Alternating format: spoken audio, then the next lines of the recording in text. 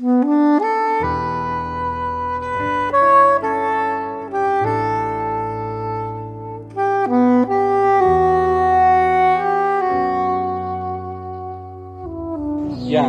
perkenalkan, nama saya Ahmad Irfandi selaku penggagas Kampung Lali Gadget. Awal mula adanya Kampung Lali Gadget itu berawal dari keresahan saya tentang banyaknya anak-anak kampung yang kecanduan gadget. Banyaknya warung kopi yang memasang wifi dan itu dikerumuni oleh anak-anak.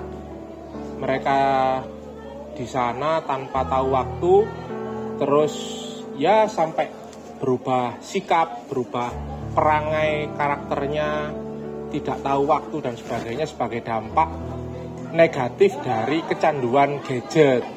Itu yang awalnya seperti itu, sehingga saya membuat satu langkah sederhana untuk mengajak anak-anak bermain dengan nyata, yaitu dengan permainan tradisional di kampung.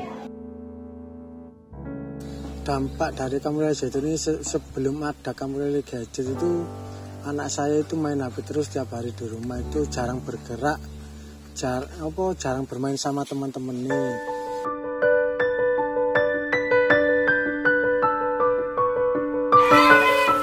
Ini dibalik, kalau ini ke sini ada airnya.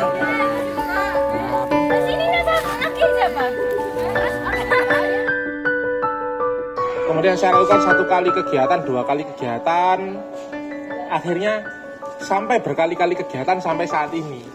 Jadi Kampung Lali Gadget itu terbentuk dari inisiatif-inisiatif kecil yang akhirnya membesar jadi seperti sekarang ini. Selagi ada Kampung Lali Gadget ini, ya anak saya sering berteman, bergaul sama teman-temannya. Habis itu sudah berkurang main gadgetnya itu. Dan anak saya sekarang sudah mengenal sama permainan tradisional seperti egrang, terus begiak.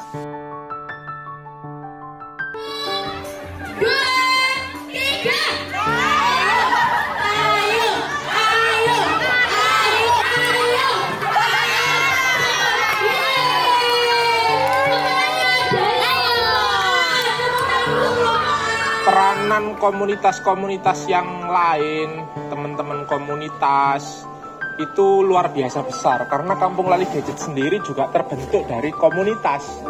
Jadi bukan dari lembaga formal. Pertama itu kami ya membentuk komunitas dulu, terus mengundang komunitas lain, dan akhirnya melakukan kegiatan-kegiatan permainan tradisional.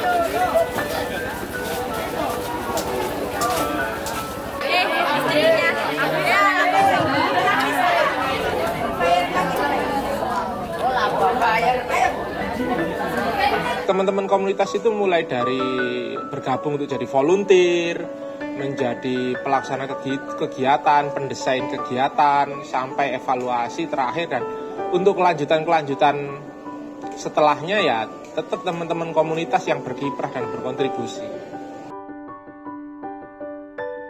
Kendala yang kami hadapi saat membangun Kampung Lali Gadget itu adalah mindset orang.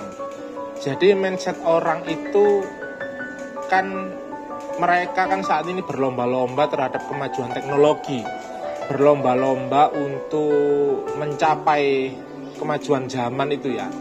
Dan kami ini kan berpikirnya terbalik. Jadi kembali lagi ke memainkan permainan-permainan masa lampau gitu kan. Jadi banyak orang menganggap kami itu berpikir terbalik. Tapi lebih banyak juga yang menganggap bahwa ini sebuah terobosan yang bagus sekali, bisa mengembalikan anak-anak seperti ya kodratnya anak-anak, yaitu bermain.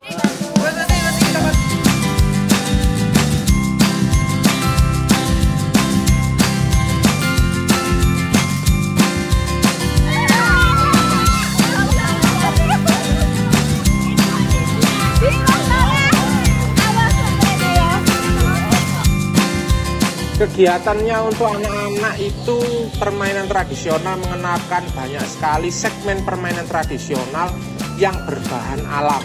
Permainan tradisional itu berbahan alam dan itu akan meningkatkan stimulasi sensori motorik ketika anak-anak bersentuhan dengan alam. Itu akan membuat anak-anak semakin senang, semakin bahagia mengeksplorasi alam. Dan untuk orang tua juga akan meningkatkan literasi tentang tumbuh kembang anak, karena bermain itu sangat bagus untuk menstimulasi sensori motorik anak dan perkembangan kejiwaan anak.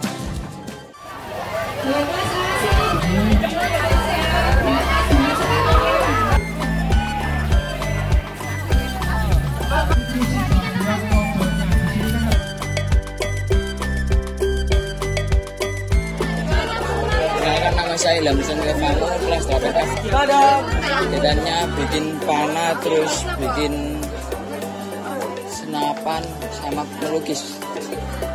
Ini saya bisa punya pengalaman kayak membuat panah gitu biar gak kesulitan lagi. Saya Davina Naura dari kelas 8. Tadi buat seni kreasi lukis dari buah, sayur dan lain-lain. Senang. Lebih disebarluaskan biar lebih asik. Contoh permainan di Kampung Lali Gadget ya umumnya seperti egrang, kelompok tali, babiak panjang, gasing, panahan, hula hoop, bandulan dan sebagainya. Itu mainan-mainan yang terdisplay ya.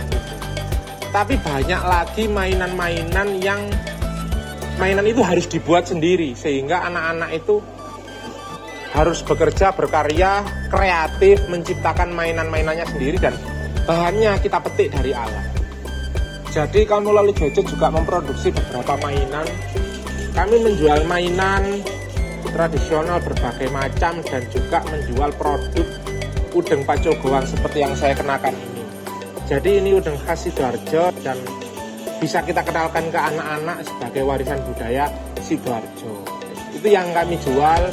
Sedangkan untuk peningkatan perekonomian di masyarakat sekitar ini juga lumayan berjalan baik. Artinya tetangga-tetangga Kampung Lali Gadget yang menyadari akan potensi peluang itu mereka menggelar lapak dan berjualan di depan Kampung Lali Gadget. Itu satu dampak positif di bidang ekonomi.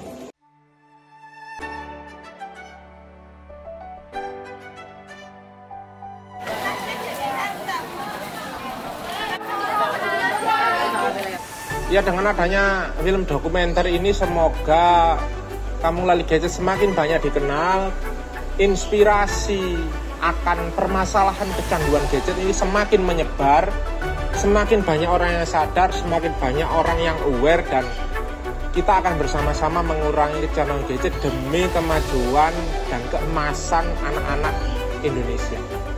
Harapan ke depan untuk Kampung Lali Gadget agar Kampung Lali Gadget semakin punya dampak yang lebih besar, semakin punya kesempatan yang lebih besar untuk membuat perubahan, dan untuk selalu berkelanjutan itu butuh juga istilahnya bahan bakar juga untuk kita jalan. Maka kegiatan-kegiatan Kampung Lali Gadget juga harus menghasilkan istilahnya sekarang ini adalah sosiopreneur, wirausaha sosial. Jadi untuk kegiatan-kegiatan sosial kita harus menghasilkan sumber daya untuk kembali digunakan untuk terus berjalan dan memberikan dampak yang lebih luas.